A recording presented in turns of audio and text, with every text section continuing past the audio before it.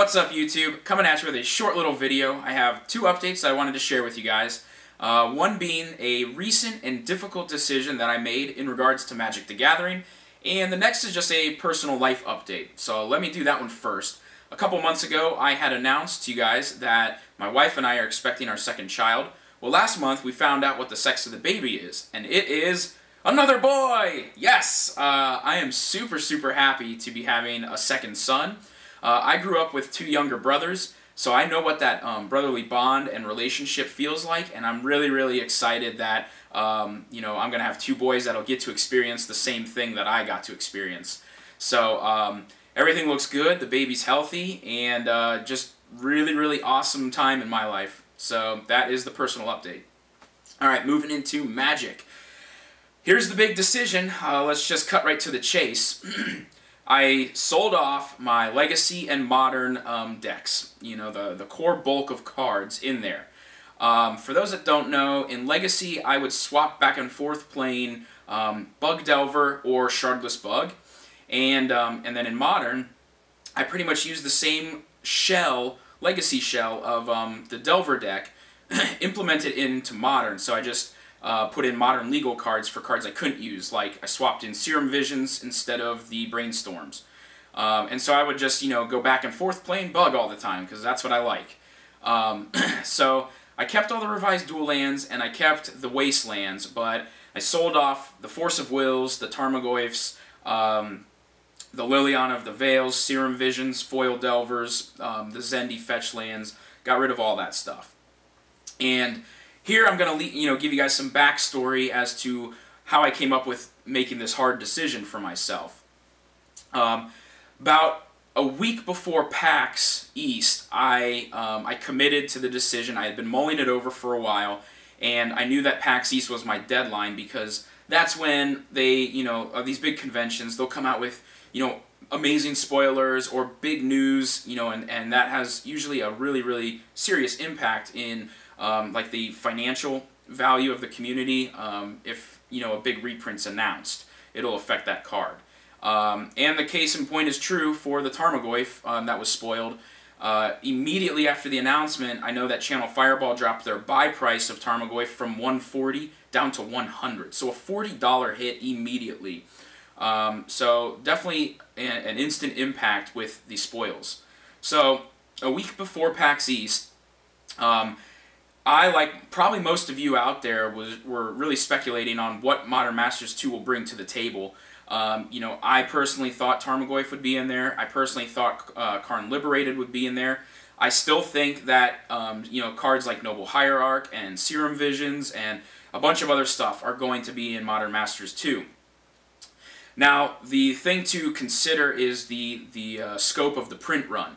Modern Masters 1 was extremely limited, and that is why the price on Goyf and Click and Bob, they all went up in value. There just wasn't a lot of reprints. Well, now Wizards has used that as their little guinea pig, their test subject, and they know the demand is out there for the product. Hence why they are doing an MSRP of what, like $10 per pack now? Because Wizards makes their money off of selling boxes and booster packs, not in the secondary market. So I personally think that there's going to be a lot more Modern Masters 2 that gets opened up than probably what some people are expecting, even though Wizards has said it's a limited print run. I just don't see them limiting themselves on a serious gold mine that they have right now. So with that info in mind, I had to ask myself, am I okay with losing a substantial amount of financial value on my, my Tarmogoyfs, because I'm predicting this card to be in the set? Am I okay with seeing it go from 225 retail down to 100, if that's the case? And, when I was asking myself that question, I said, the answer is yes. I would be fine with losing money. I was trading for the Goyfs at like 130 valuation, so I wouldn't even be losing that much money if the card went down to 100. And this way, I already have the card, I've already got the decks established, I can play whenever I want. However, here's the little kicker to the question, the follow-up question, if you will. How often am I actually getting to play my Legacy and Modern deck? Am I enjoying it? Am I getting the entertainment value that I should be getting out of these cards? And it's sad to say the answer is no. I had to reevaluate how much I'm actually playing, and competitively, when I would go to my local game store, in the last 8 months, I have only played those decks one time each. In the last 8 months, Legacy once, Modern once, and that's it. The thing is, I don't get to go to my local game store to play very often. My wife and I work opposing work schedules, and so when our days off line up with each other, we oftentimes just spend that time together, doing things, watching TV or going out and doing something like that. And so when she's at work and I'm at home, I have to be at home with my 4-year-old. I can't just leave him, to run the house by himself. And it's kind of counterproductive, I guess, to have, a babysitter come over just so I can, go out and play Magic. I'd much rather just be there, playing G.I. Joes with my son or doing whatever. But, so yeah, back to just not getting to play at the local. Oftentimes I'll have my friends or cousins and family come over to my house, so that way I can keep an eye on my son. They all, they're out of college, but they've got no commitments, no family, wives or kids or anything. So they'll come over to my place, and we'll be able to, do EDH or cube drafts or limited stuff. But, it's funny because we all have Legacy decks and we all have Modern decks, yet every time they come over, we never, ever play Modern or Legacy. I feel like it's really just reserved for more of the competitive style, with your local tournaments or Grand Prix and stuff like that.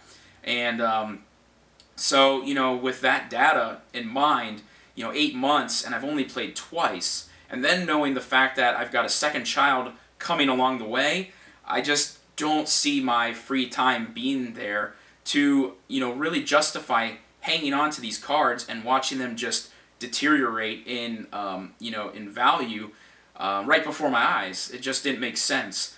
Especially since I'm just not playing them. So I decided that I would go ahead and sell off the bulk of them.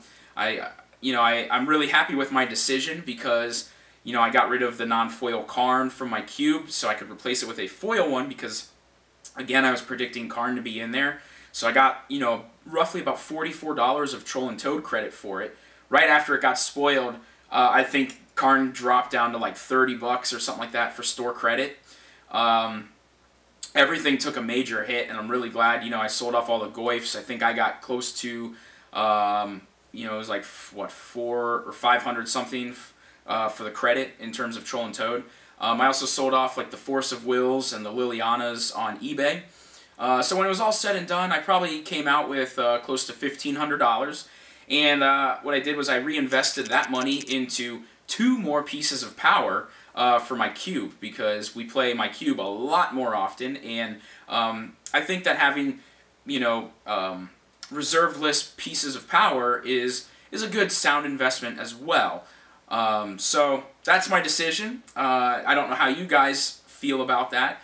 Who knows, maybe if I'm correct and a lot of the prices do drop, say the Goyfs do fall back down to 100 or whatever, 6 months or a year after my my second son is alive, then I'll get to maybe buy back in and rebuild my my decks and get to play competitively again if I've got more time. But for right now, I think that this is the decision that fits me best.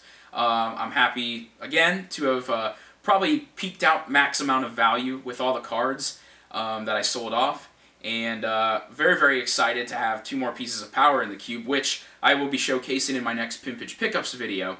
And so stay tuned for that, guys. So I think that about does it, and I'll catch you all later. See ya.